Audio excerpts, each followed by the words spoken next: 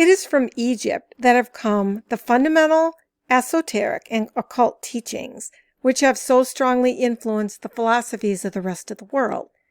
In ancient Egypt lived the great adepts and masters, and was located the great lodge of lodges of the mystics. The great adepts and masters traveled to the four corners of the earth and carried with them the precious knowledge. Among the greatest of these was Hermes Trismegistus, the father of occult wisdom and founder of astrology and discoverer of alchemy. Hermes was deified by the Egyptians under the name of Thoth, while the Greeks called him Hermes, god of wisdom. The term hermetic, in the sense of secret, is part of our modern vocabulary because the followers of Hermes observed the principle of secrecy in their teachings, and this is where we get the term hermetically sealed. The Kybalion, which is the modern-day version of the Emerald Tablets of Thoth, opens with this sentence: "The lips of wisdom are closed except to the ears of understanding." The adepts and masters passed on the ancient knowledge to those who have ears to hear. These teachings constitute the basic principles of the art of Hermetic alchemy. This art is about the mastery not of the material elements, but the mastery of mental forces. It is not about changing one kind of metal into another, but about the transmutation of one kind of mental vibration into another. The legends of the Philosopher's Stone, which would turn base metal into gold, was only an allegory. The true Philosopher's Stone is in fact an understanding of the true Hermetic principles, which are outlined in the book The Kybalion.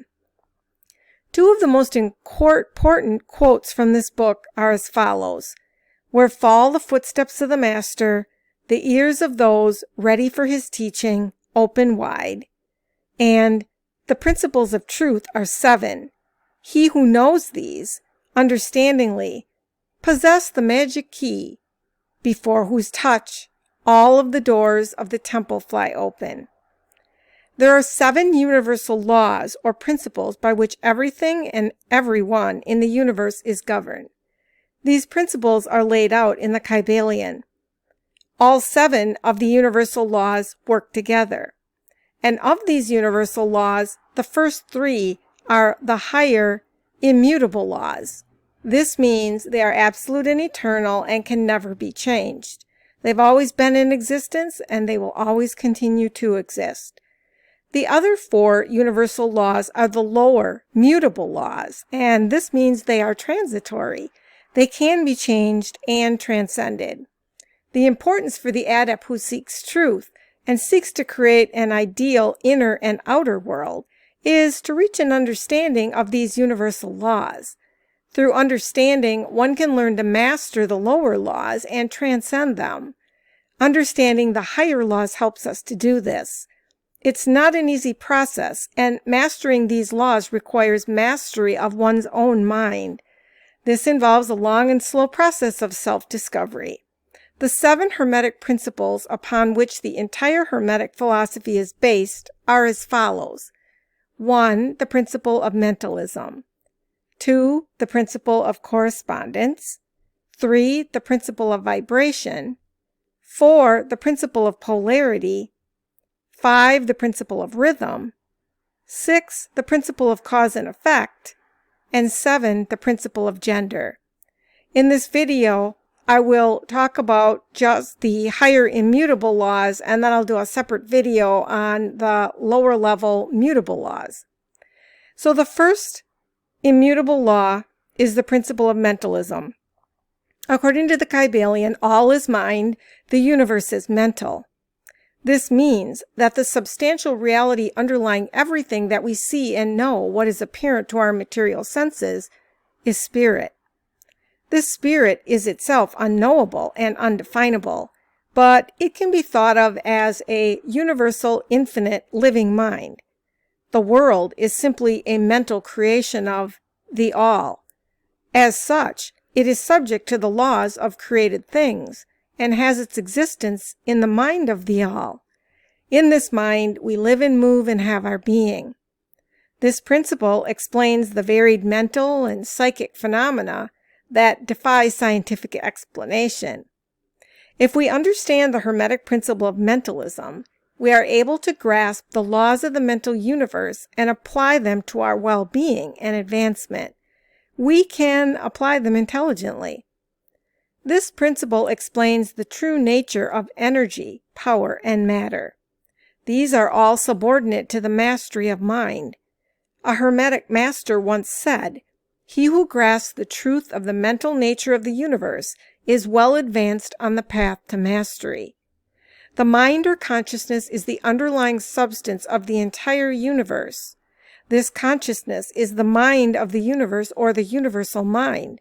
The law of mentalism is an immutable law. It cannot be changed, and it holds true on the physical, mental, and spiritual planes. All energy and matter, whether it is visible or invisible, is created by the All. This means it is subject to the All. Each one of us is a divine spark of this universal mind, so we are one and the same with it. Our reality is nothing but a manifestation of our mind, a projection of our consciousness. This means you do not have a mind, you are mind, and this is the essence of mind power. The second immutable universal law is the law of correspondence. This is also known as the law of analogy, and it is explained in the familiar phrase, "as above, so below," "as below, so above," "as within, so without," "as without, so within." This principle embodies the truth that there's always a correspondence between the laws and phenomena of the various planes of being and life. There are planes beyond our knowing, but when we apply the principle of correspondence, we are able to understand much that would otherwise be unknowable to us. A knowledge of the principle of correspondence enables us to reason intelligently from the known to the unknown. We can study the nature of those things we do not understand and then find the analogy. For example, by understanding the creative aspect of universal mind, we can understand how our individual mind creates our reality. We can understand the state of our outer physical world by looking at our inner mental world. In the same way, our outer physical world can be revealed by examining our inner mental world. In the words of the oracle at Delphi, "Know thyself, and thou shalt know the universe and the gods." There's always a harmony, agreement, and correspondence between the physical, mental, and spiritual planes. There's no separation since everything is mind. The only difference is the rate of vibration. The third immutable law is the law of vibration. The essence of this law is that nothing rests, everything moves, everything vibrates. This principle explains that the differences between different manifestations of matter, energy, mind, and even spirit result largely from varying rates of vibration. The All is pure spirit, and right down to the grossest form of matter, all is in vibration. The higher the vibration, the higher the position in the scale. The vibration of spirit is at such an infinite rate of intensity and rapidity that it is practically at rest, just as a rapidly moving wheel seems to be motionless. Also, at the other end of the scale, there are gross forms of matter whose vibrations are so low that they seem to be at rest. However, between these two poles, there are millions upon millions of varying degrees of vibration. If we understand this principle and employ the appropriate formulas, Hermetic students can control their own mental vibrations as well as those of others. The Hermetic masters are also able to apply this principle to conquering natural phenomenon. One of the ancient masters said, "He who understands the principle of vibration has grasped the scepter of power." On the mental plane, when you think a thought, you emit thought waves. Each of these thought waves has a signature frequency. Your overall frequency is determined by what you think, feel, imagine, and believe. Therefore, you can consciously alter your frequency by intentionally increasing the rate of your mental vibration. How do you do this? By thinking positive thoughts of a higher frequency. Thoughts literally are things. We create our outer reality with our thoughts. The law of attraction is based in the law of vibration, and a person can learn to control their mental vibrations by consciously choosing what to focus on and imagine. A person can reprogram the subconscious mind and change their core beliefs. This is the foundation of thought power. Higher rates of vibration will always prevail over lower rates of vibration. Therefore, the higher a person raises their degree of consciousness, the greater they will be able to exhibit directive power over the mental plane and the 3D physical plane. This is why the person with the more developed level of consciousness is able to manifest their desires on the outside, because the consciousness has directive power over the mental plane and the physical plane, because these represent denser degrees of consciousness.